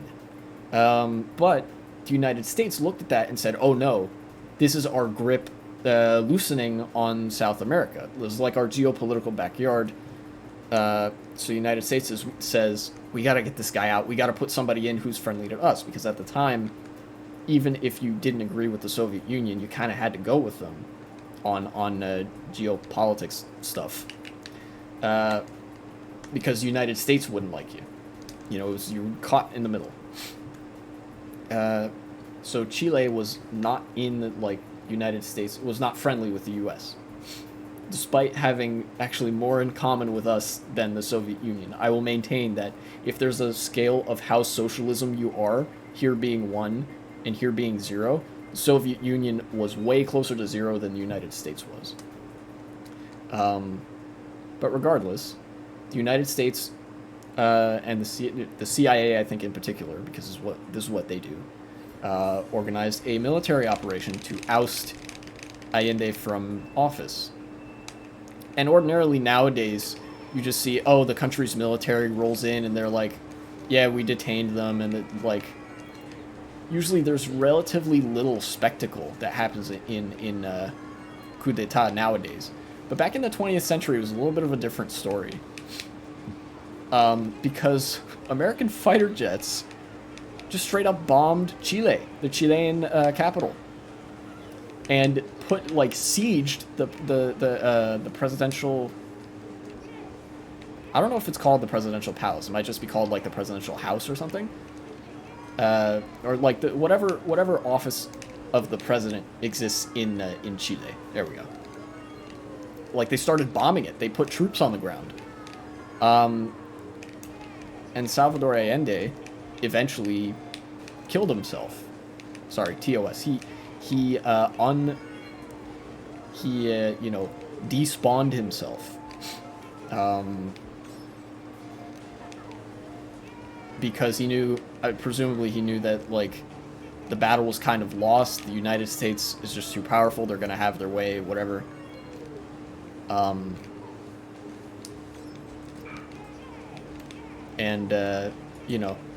After that happened, the United States put a guy by the name of Augusto Pinochet in power. This is the guy that was infamous for taking people who were considered dissidents and dropping them out of helicopters to kill them. That was this guy. That's the guy that we put in power, because he was a fascist, but he was more friendly with the United States government and United States business interests than Salvador Allende. The thing that Allende did that the U.S. really did not like was that he cracked down on big business, which included American business. So that was bad for us. So, they decided, CIA and I guess the president at the time, who would have been Ford? I think Ford was the president at the time. Decided we got to get this guy out and put one of our guys in. And that disaster has loomed over Chile for almost 50 years, until the recent elections happened and the socialist candidate won again. But thankfully nowadays, the situation is such that U.S. can't just go in there and bomb the capital and, put somebody else in power.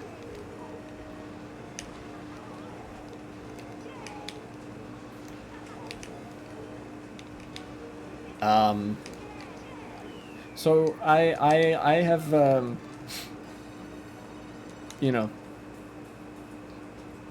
unironically, I think that the Chilean 9/11 deserves to be commemorated about as much as the U.S. 9/11, because that 9/11 ruined people's lives. There would have been people who were kids or young when Allende was elected and passing these reforms, or working with the legislature to get the reforms passed, who would have lived out the majority of their lives under Pinochet's government, or the the right-wing governments that came after him, which were comparatively tame, but still really not good for people's civil rights.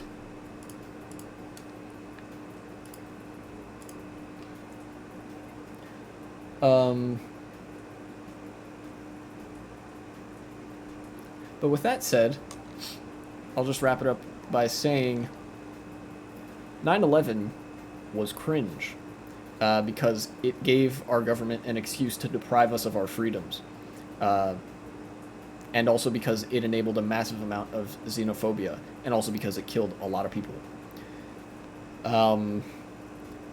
Chilean 9/11 was also cringe because the U.S. bombed Chile, and also they made the president oof himself, and also because it ruined a lot of people's lives and got a lot of people killed.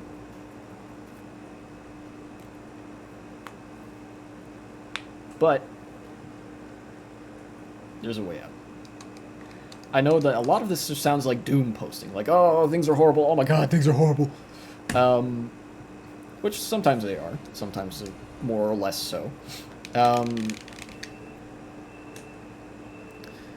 The point is that if you understand the issues that actually stem from, or, caused these events, the American 9/11 or the Chilean 9/11, then you're in automatically that much better of a position to try and fix them.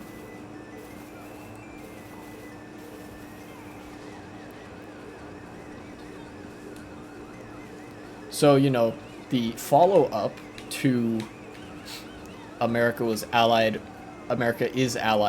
with Saudi Arabia, which is the government that sanctioned 9/11, or sanctioned most of the people who did 9/11. Sanctioned meaning, like, approved of. The logical follow-up is, hey, we should hold Saudi Arabia to account on the larger political stage. We should cut our alliance with them. These are things that we can do to address this. And because the United States is still a liberal democracy, even if, like, some people feel if that's a name only, it's still a government that's subject to public pressure.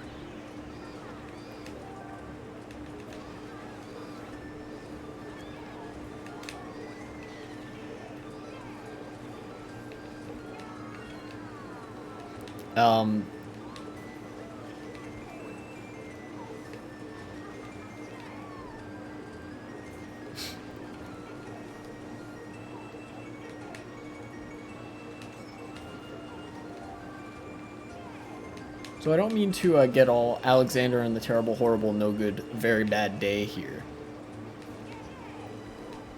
Because that's not what I want to convey.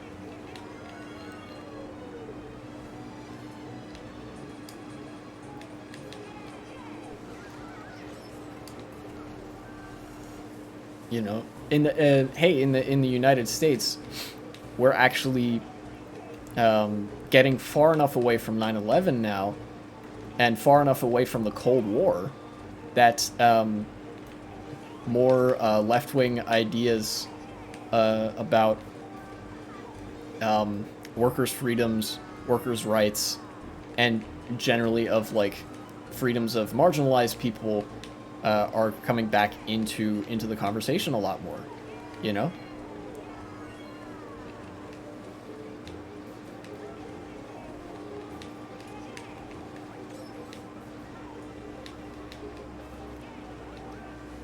Oh no, evolution. Hehe. What? There we go. That kind of works out.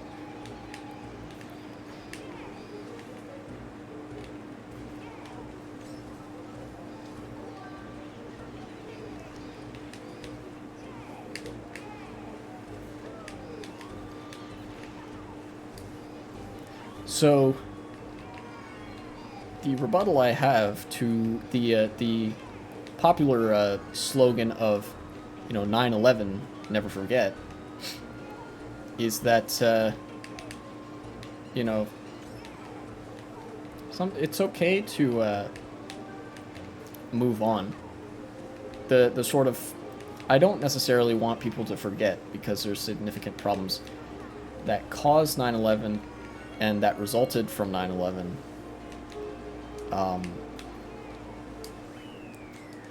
But invoking it as a sort of vindictive thing, like we will remember what they did to us, is not a good mentality to have. Because it promotes a very xenophobic victim mentality. When in reality we could be working to be like, hey, we could prevent this next time. And the way you prevent this is not by like beefing up security everywhere at every airport and making it so that you can't take bottles of water on your flight with you. That's not how you address that.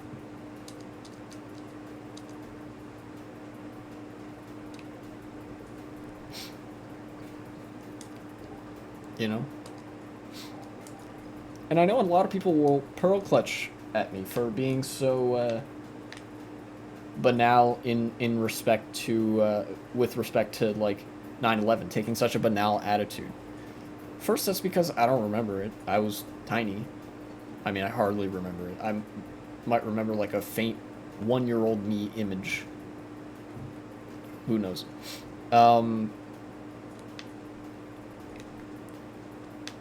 But, really it's like, nothing should be sacrosanct. Is that the word? Sacrosanct? Sacrilege? Nothing should be sacrilege in political discussion. Like, no issue should be sacrilege, I think. Although that doesn't mean that every idea is created equal. Every idea is not created equal. Some ideas are garbage.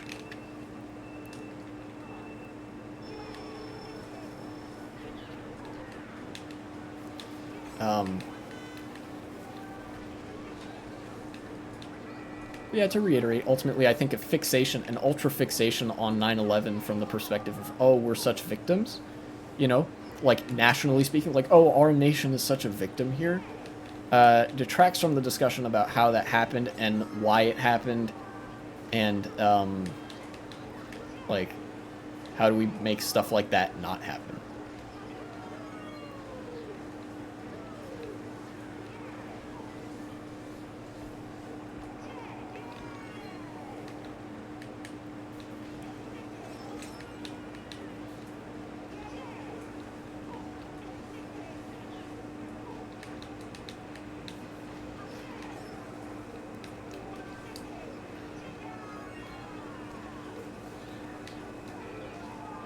Right, that guy has reds, huh?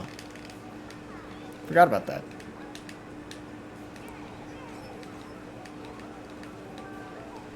Banana.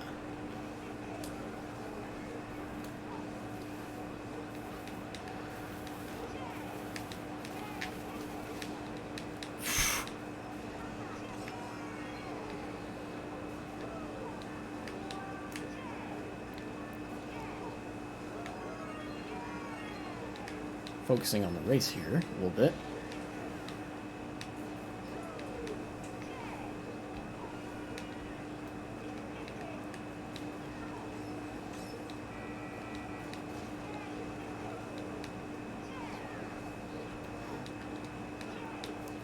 Huh.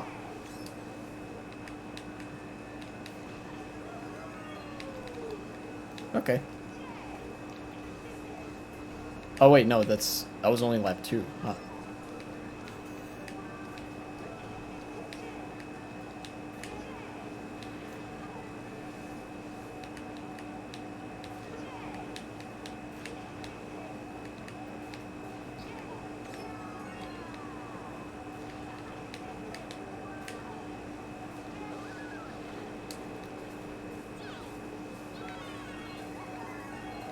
Huh.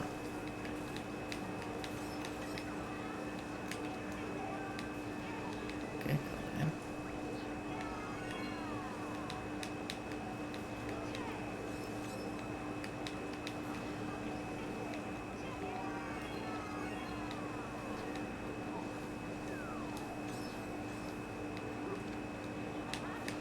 There you go. Yay! I win the race. I got so lucky getting mushrooms all that time.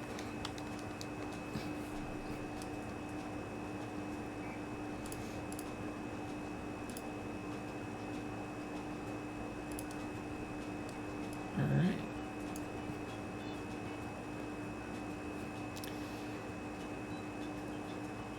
That's, I think, everything I wanted to talk about. I covered, I talked about my little experience with Adobe Rush.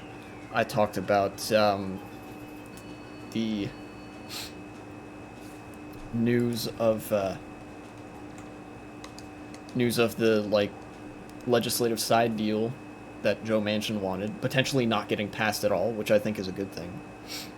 I talked about CNN and fascism. A little bit CNN, a lot about fascism.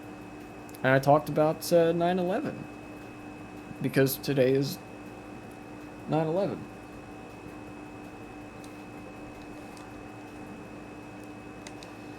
Oh god, this room. This is a bad, kind of bad omen if I lose a couple races here. I'm gonna be, gonna get, in terms of my VR.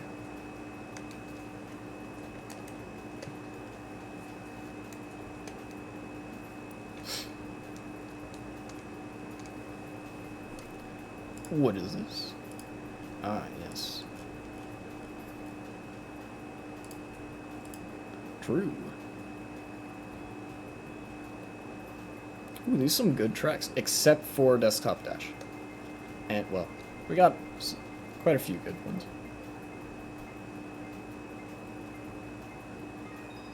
Ooh, Desert Fort, okay. Good stuff, good stuff.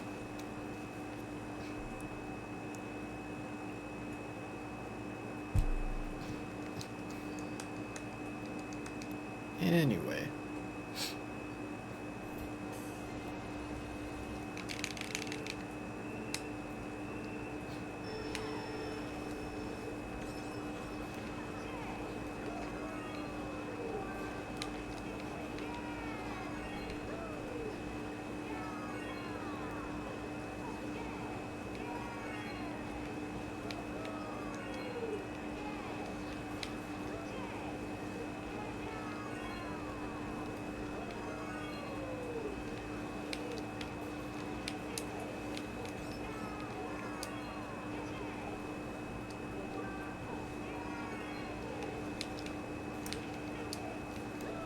Ah, he took a shortcut. Good for him. This track has hella shortcuts. That's one of the reasons that I like it. It's pretty big, it's scenic, It's not too long. It's reminiscent of older custom tracks, which I like. But it's designed well. Like, it's designed as well as any, you know, good, newer custom track.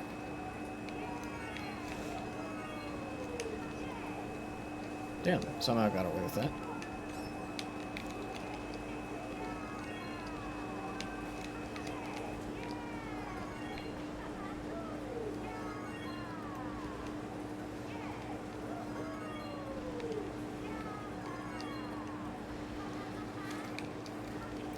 Didn't mean to throw that forward.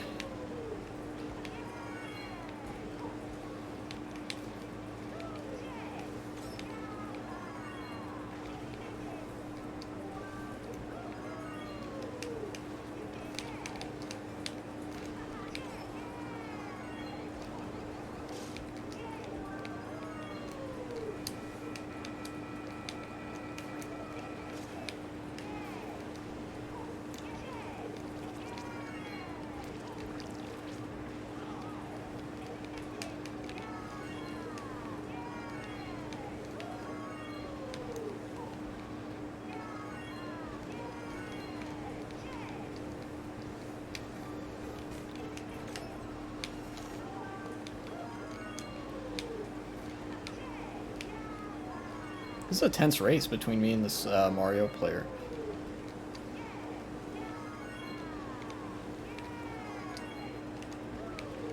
I didn't know that route existed.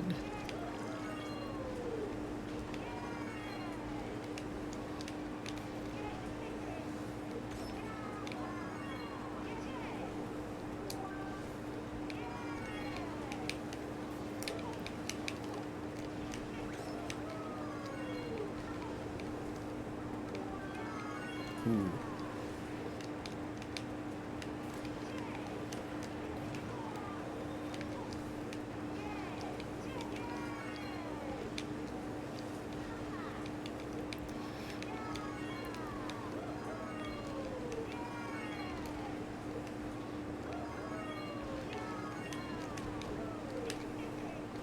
GG's, Mr. Mario player. That Mario mock bike player is really good. I drove about as well as I've ever driven on any custom track for 3 minutes straight.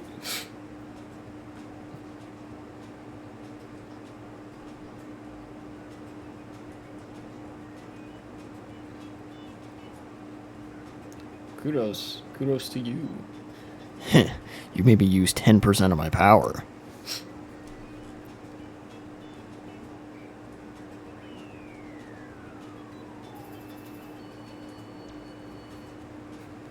Plus 54 for, oh, they have 9,000 something, huh? Sure.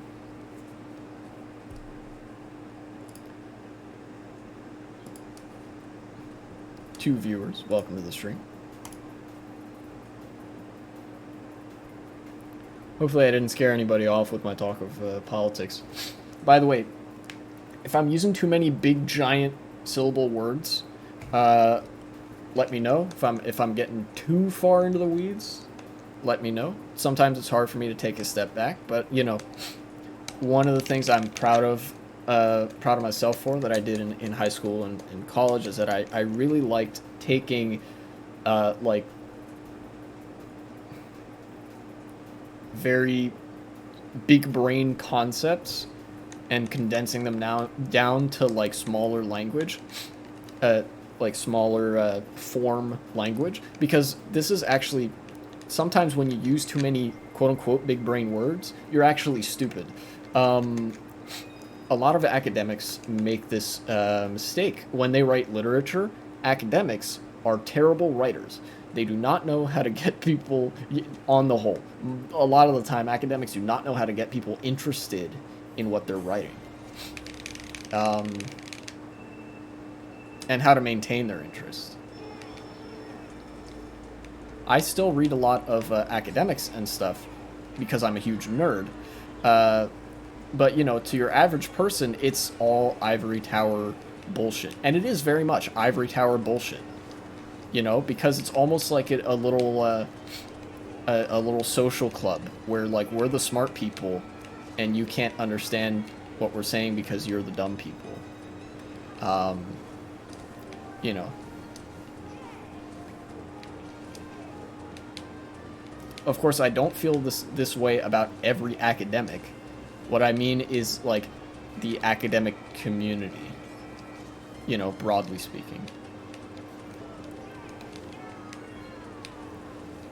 That didn't work. I think those are red shells.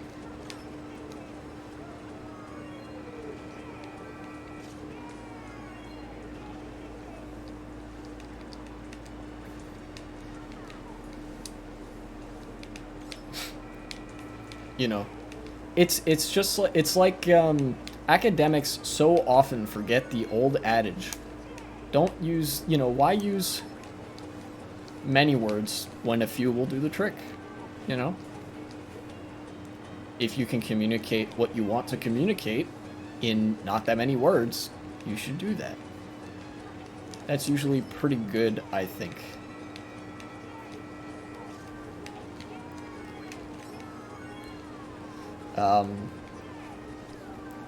In fact, I will give you an example. Back in the 1990s, there was a professor called Rob Putnam who wrote a book about what he called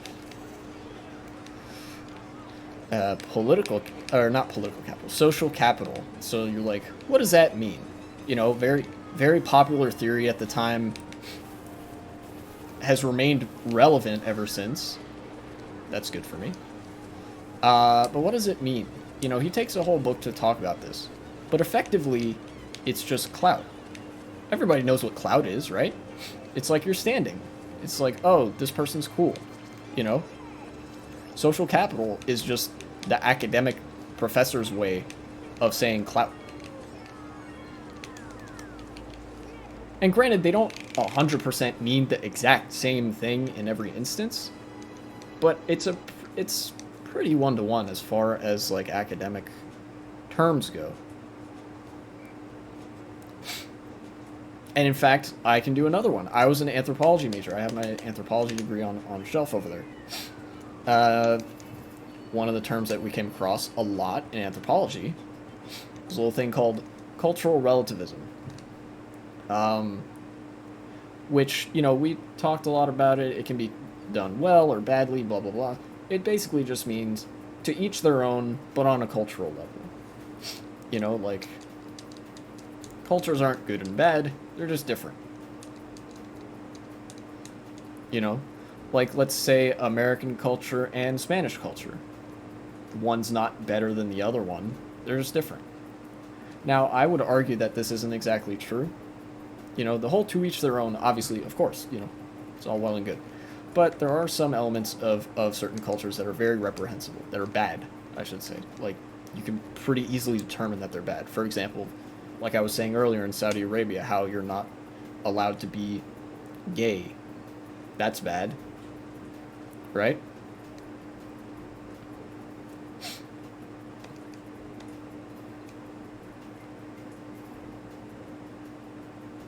You know?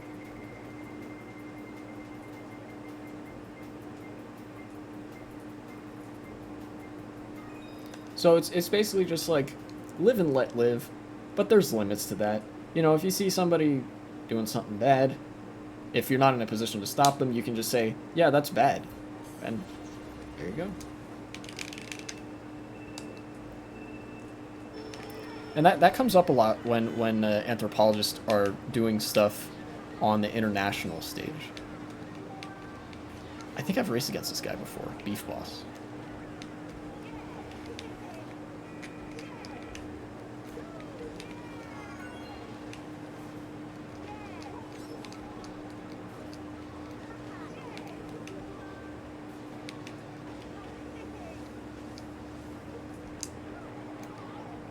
Oh, come on. I thought I dodged the POW. Rip.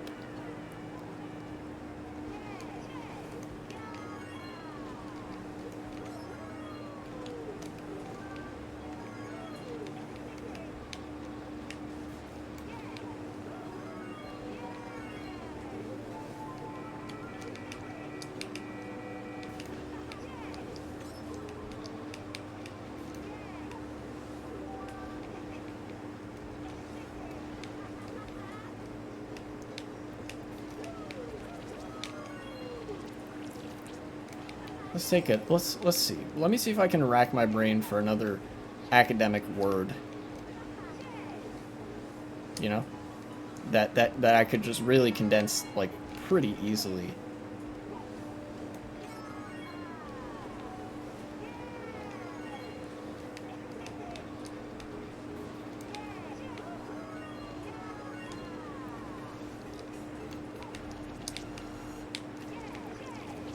Kind of hard to do while I'm driving, you know. What other classes did I take? Oh yeah, here we go. In my philosophy class, we talked a lot about empiricism. Empiricism just means that you base what you believe on things you see in the real world, right? For a lot of people, that means data sheets and like numbers and stuff in terms of like politics or whatever. You know, basically your experiences and stuff informs the way you think. And you're like, yeah, we can understand the world based on how we see the world. That's empiricism.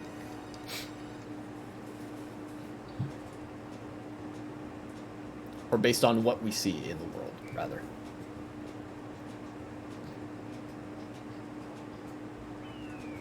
Trying to think, are there any in economics? Oh, here we go. Proletariat and bourgeoisie. These are words that a lot of socialists use. So what is, you know, proletariat is refers to a group of people. It just means the working masses, right? And it doesn't necessarily mean just the poor. It's just anybody who has to work for a living. That's the proletariat. You know?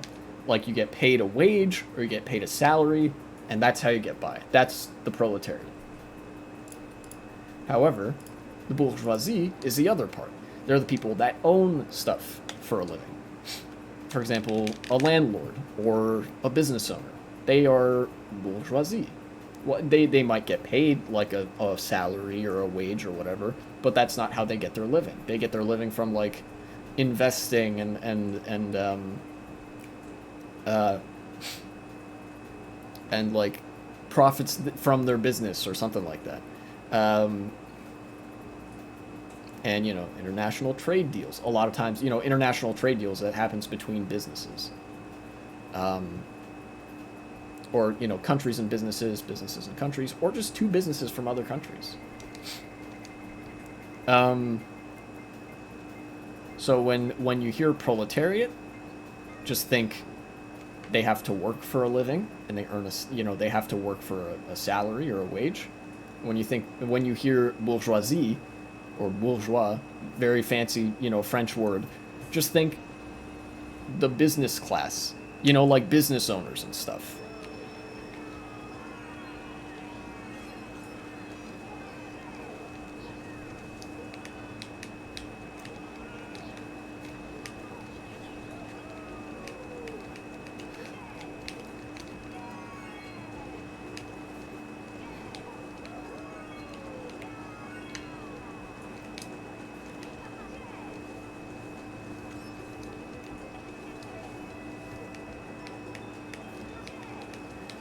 You know, as much as I want to keep this mushroom for blue shell protection, I don't know how immediately useful it will be if something like a red shell comes up. You know, I think in a spot like this, I'm sort of vulnerable to that. But I have a big enough lead that actually it shouldn't matter that much.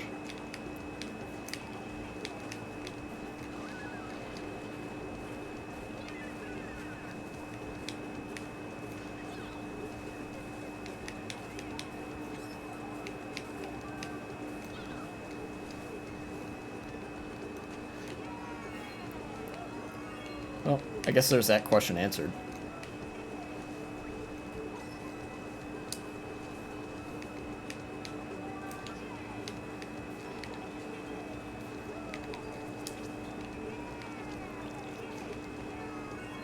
Poor Max. Sorry. But I wanted to widen my lead here. Oh, that was actually a really clever spot to shock me. And now I don't have an item. Well, I do have an item, but it's a fake item box, so functionally I don't.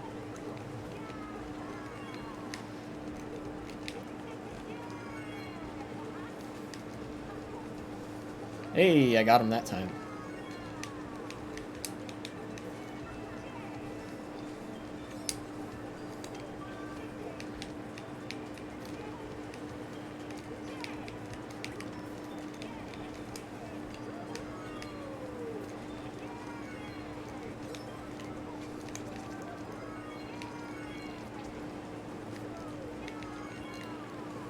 Yay! Okay, that was a relatively easy race. And went over the 2-hour mark. So, that's the last race of the session.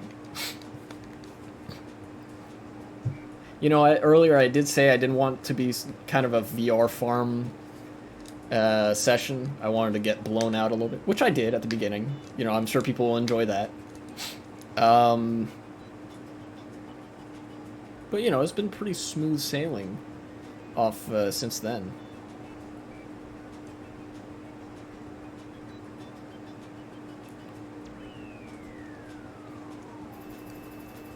$71. Alright. Quit game. Have fun, y'all.